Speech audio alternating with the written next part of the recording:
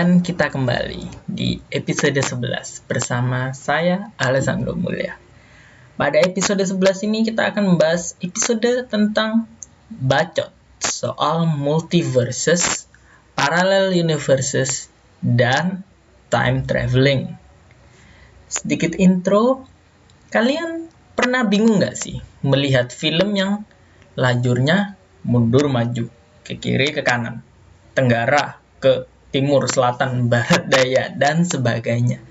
My point is adalah film yang lajunya tuh tidak seperti film yang biasanya, yang mulai dari masa depan, dan kita kembali membahas masa lalu protagonis, atau di masa depan, membahas masa lalu, kembali lagi ke masa depan, atau mencoba mengubah masa lalu, dan sebagainya, dengan role yang tidak maju seperti film pada umumnya.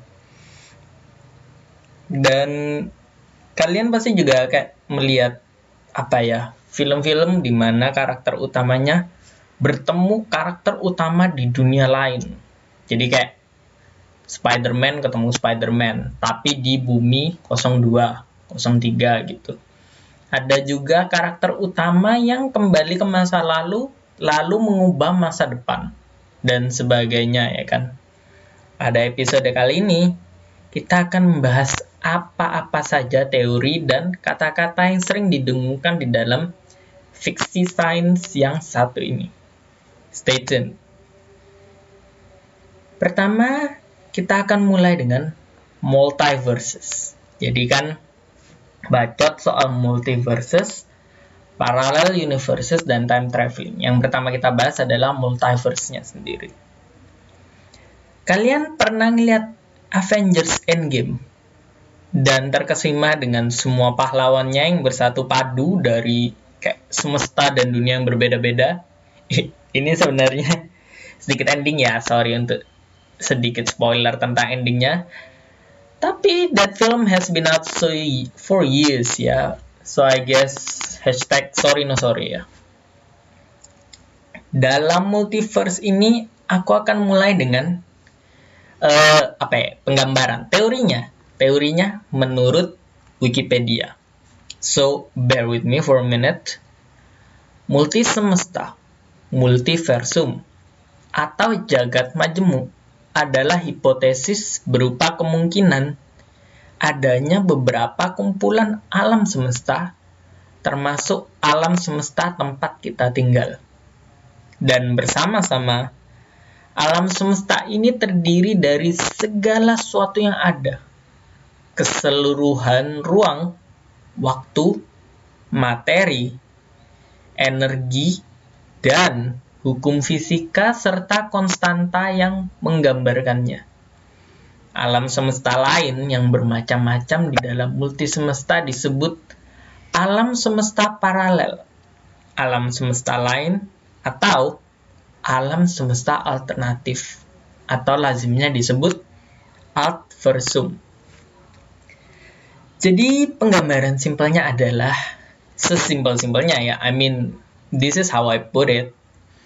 Jika kamu hidup, maka ada kemungkinan manusia lain di alam semesta lain dengan hidup, nama, dan segala sesuatunya yang mungkin atau tidak mirip dengan kamu juga pernah hidup. Mungkin di era yang berbeda, mungkin eranya sama, orangnya sama, tapi pasangan hidupnya yang berbeda, mungkin cerita hidupnya yang berbeda. Dan jika kita membicarakan topik ini pada umumnya ya, sebenarnya banyak sekali kemungkinan, kayak there's a lot, millions of possibilities. Dan berhubung kita sedang membicarakan, let's say this particular topics adalah theoretical physics. Theoretical physics. Bear in mind that my opinion is that of a cinephile and a movie goer, not an actual physicist. Jadi semua opini yang aku utarakan pada episode kali ini lebih merujuk kepada kerennya terhadap role film, terhadap pipeline pembuatan film, bukan mengenai technicalitiesnya. Dan menurutku ya, yang aku bahas adalah kenapa teori-teori ini keren banget bagi alur cerita film pada umumnya. Atau mungkin aku bisa bilang tidak pada umumnya ya, karena tidak seumum itu. Film pertama yang muncul di pikiranku adalah Spider-Man Multiverses. Ini untuk selanjutnya ya. Di mana ada banyak banget Spider-Man dari dunia yang berbeda-beda. Dan itu memungkinkan penulis. Di sini aku mengeneralisir penulis dalam banyak medium. Penulis apapun itu ya. Scriptwriter, film producer, penulis komik, atau novel, atau webcomic, webtoon, dan sebagainya. Apapun itu, pokoknya kamu menciptakan sebuah karya. For me, you are technically a writer. Dan itu memungkinkan penulis bisa mengembangkan karakter yang sedemikian rupa dan punya kesempatan untuk mengembangkan watak yang berbeda untuk karakter yang sama. Jadi, seperti semisal Harry Potter yang pemberani dan Harry Potter yang mungkin tidak sepemberani itu di dunia lainnya. Mungkin Harry Potter di multiverse yang satunya mungkin adalah Harry Potter yang diterima di Hufflepuff, maybe in Slytherin, maybe in Ravenclaw, ya kan? Tapi bukan Gryffindor. Ini adalah Harry Potter di dalam dunia yang berbeda dan dengan outcome hidup yang berbeda. Jadi kayak kalau kita ngegabungin dua Harry Potter itu aja yang beda-beda, outcome story-nya aja udah jauh lain gitu. Dan ini membuka banyak banget kemungkinan, apalagi kalau protagonisnya lebih dari satu, dunianya lebih dari satu, lebih dari dua bahkan ya, bisa ribuan dan sebagainya. Itu benar-benar membuat penulis tuh kayak bisa mengeluarkan kreativitasnya sebesar mungkin tanpa barrier watak karakter itu sendiri. Karena kalau kayak menurutku ya, kalau aku menulis sebuah karakter dengan watak pemberani dan apa, dia harus konsisten dong, pemberani dia throughout the whole story.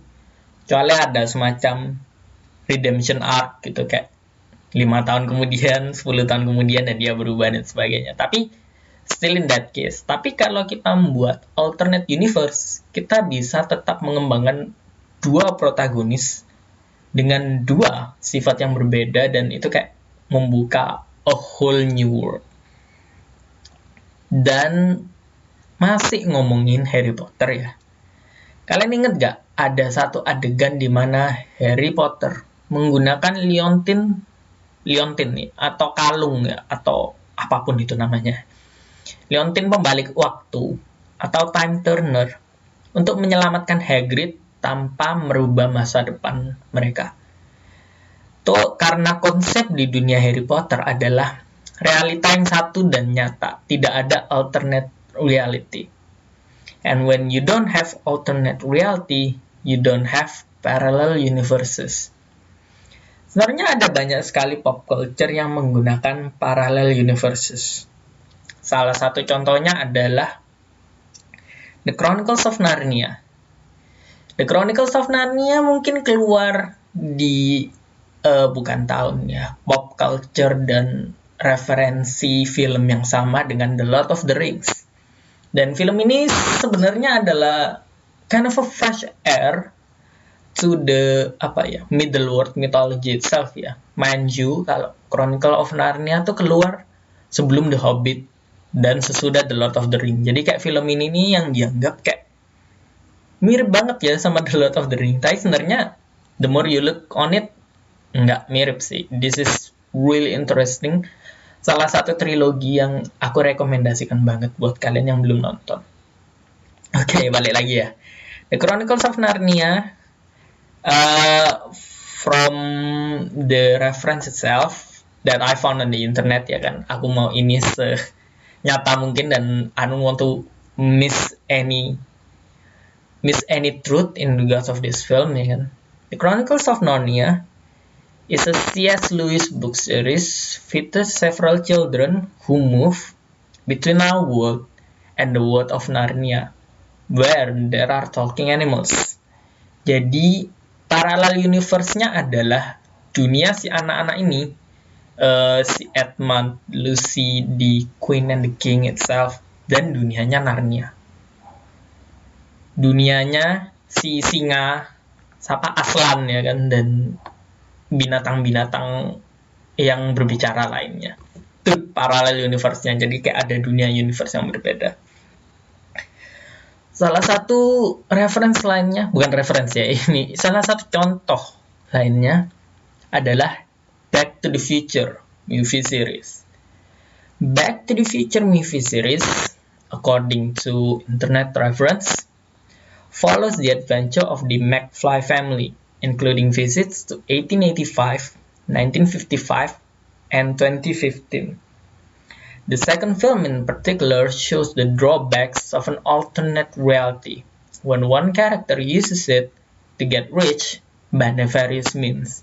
Jadi dalam film ini ada alternate reality, di mana kalau kamu bisa kembali ke masa lalu dan mengubah kesalahanmu, maka akan ada masa depan yang berbeda. Jadi semisal kamu balik ke masa lalu dan menciptakan Windows, Apple gitu ya kan, that means you will be a billionaire now. Alternate reality, di mana di Harry Potter dia tidak bisa mengubah masa depan. However, dengan dia menyelamatkan Hagrid, masa depannya tuh tetap sama with Hagrid inside it. I actually don't know so much about how J.K. Rowling depicts it. Yeah, it's so well made, and I might be running out of words ya, tapi aku mencoba sesimpel mungkin untuk memparafrasekan pikiranku ini.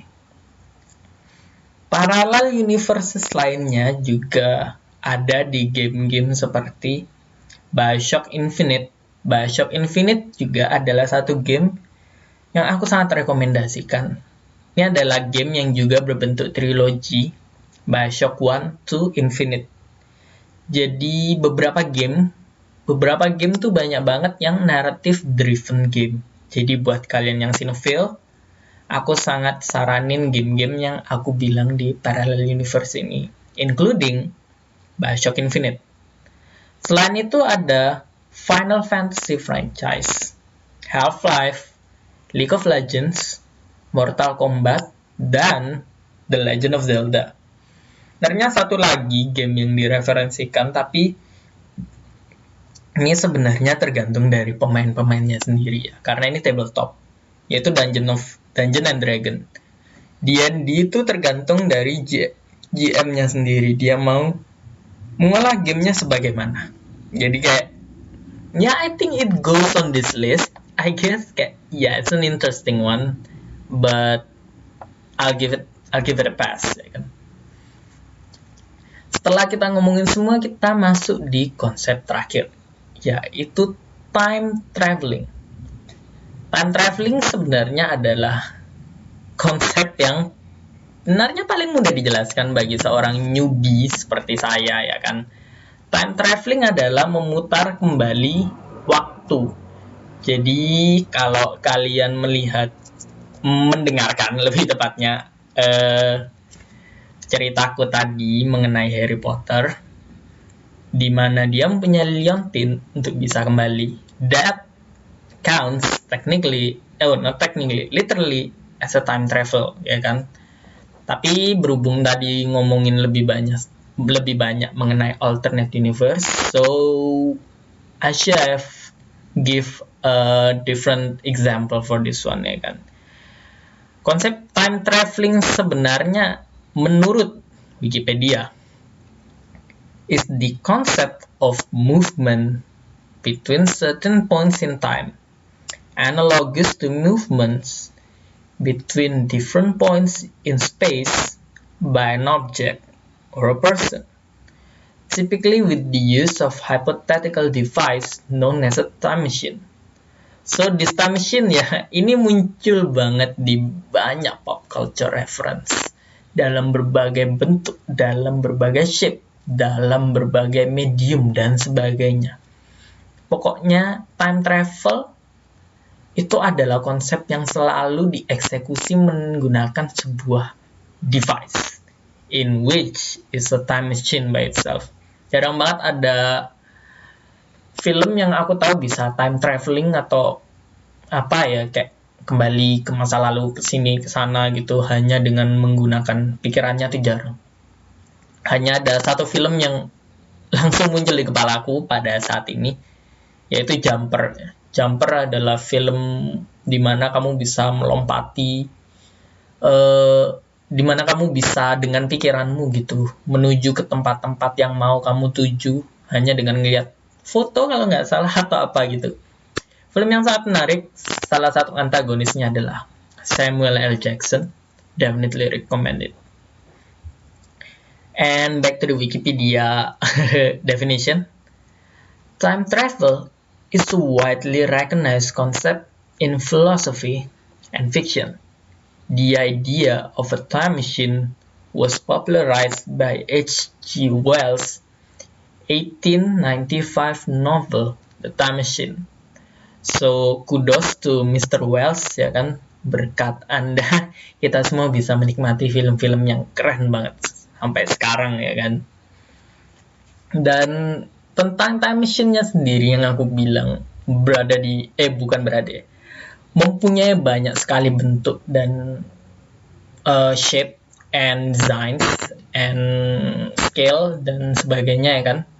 Kalau di Back to the Future kamu bisa menggunakan mobil DeLorean yang legendaris, atau di Doctor Who yang kamu bisa menggunakan box telepon. Bahkan di Doctor Who tuh kamu bisa pergi ke dunia yang berbeda dengan timeline yang berbeda, kayak semuanya serba berbeda. This is not just a time machine. This is like an alternate universe machine, alternate universe machine, ya kan. Dan selain itu ada juga kayak tadi Liontin yang ada di Harry Potter. Bahkan kayak, bukan kayak, apa sih itu namanya? Laci kemana saja milik Doraemon. Lacinya ya, bukan pintunya.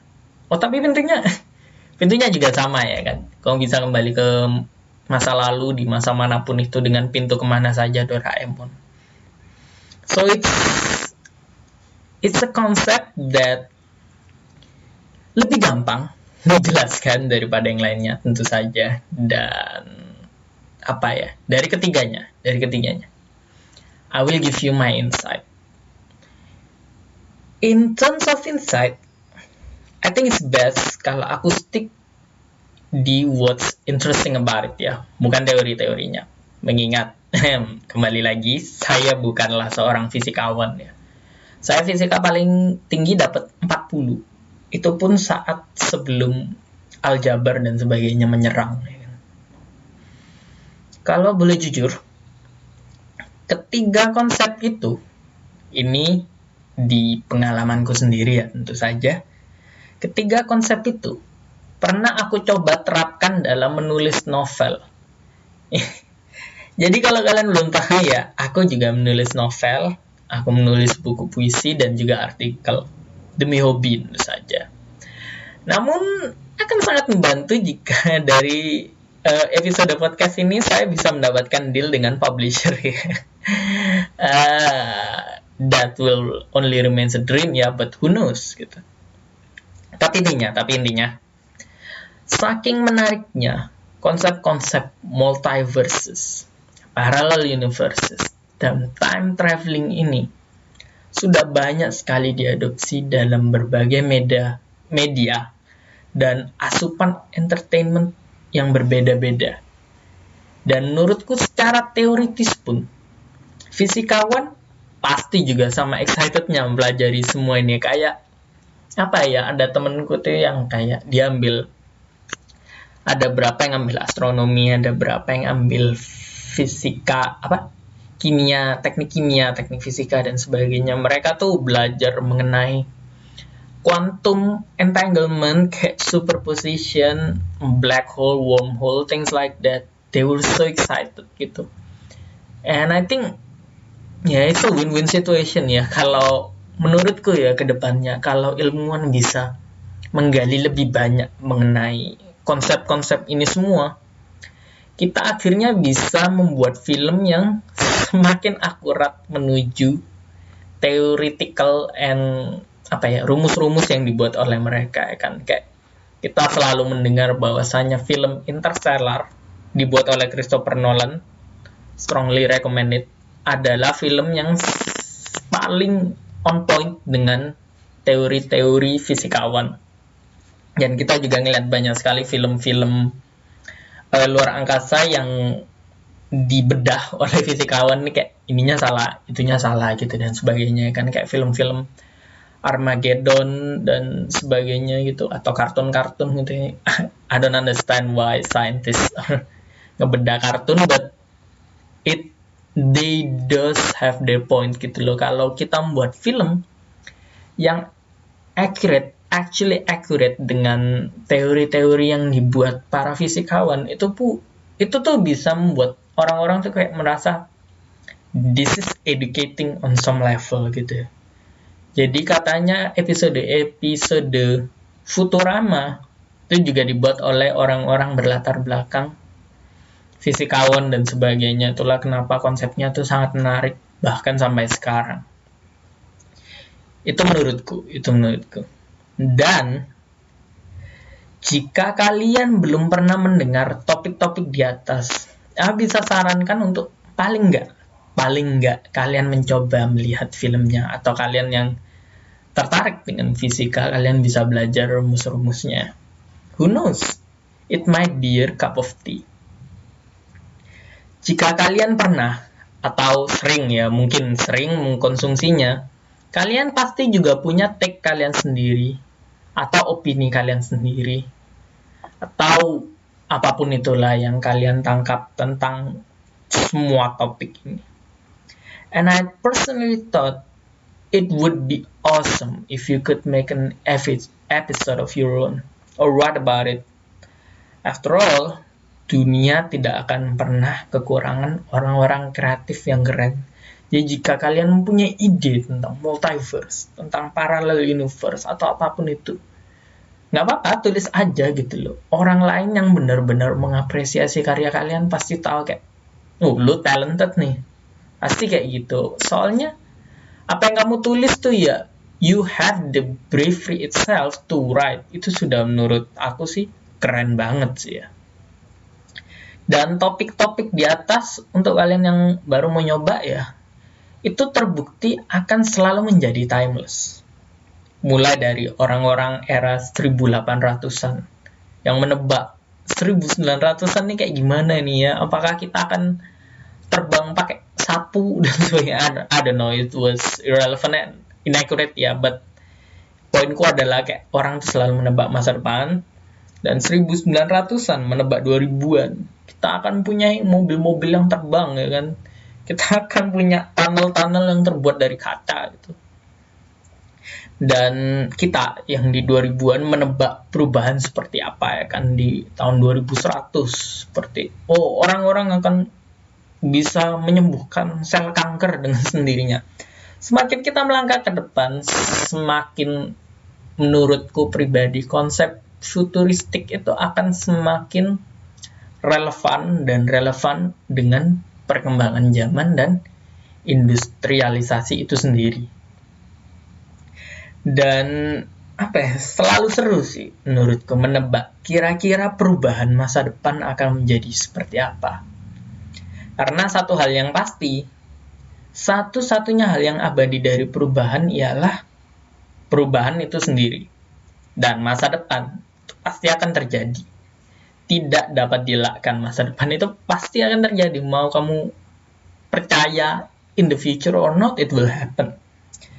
It could be a good thing to try and predict our future in an entertaining kind of way, the way I see it ya. Buku-bukunya juga kayak kalian kalau ngelihat George Orwell ya kan, Fahrenheit 351, di mana di masa depan buku-buku akan dibakar gitu. Atau film Her yang ada Joaquin Phoenix si Joker. Jadi film Her tuh di mana orang mencinta dengan sebuah produk artificial intelligence, sebuah robot, tapi di setting masa depan. It was a cool movie. I totally recommend it. Dan juga buku-buku yang aku bilang tadi. Dan kita sudah cukup ngebacot cukup banyak ya tentang episode kali ini. That's all about today's episode. And I hope whomever listening to this, dimanapun kalian berada, di multiverse, di bagian manapun dan galaksi apapun itu tempat kalian berada, I hope you're doing okay. Ada banyak sekali kejadian sehari-hari yang dapat menyita kesehatan mental kita. And I'm here to tell you that you can do it. You are loved by many, including me. Siapa tahu kalian adalah penulis-penulis cerita masa depan paralel atau multiverse atau time traveling gitu, kembali ke masa-masa kerajaan atau ke masa-masa depan di mana robot menguasai dunia. Siapa tahu kalian semua adalah penulis-penulis itu semua, ya kan? Dan untuk kalian yang berusaha menjadi penulis-penulis yang keren ataupun pribadi-pribadi yang tidak kalah kerennya, I'm here to say that you can do it. Don't you ever give up. Salah satunya untuk mewujudkan mimpi-mimpi kalian adalah dengan tidak menyerah.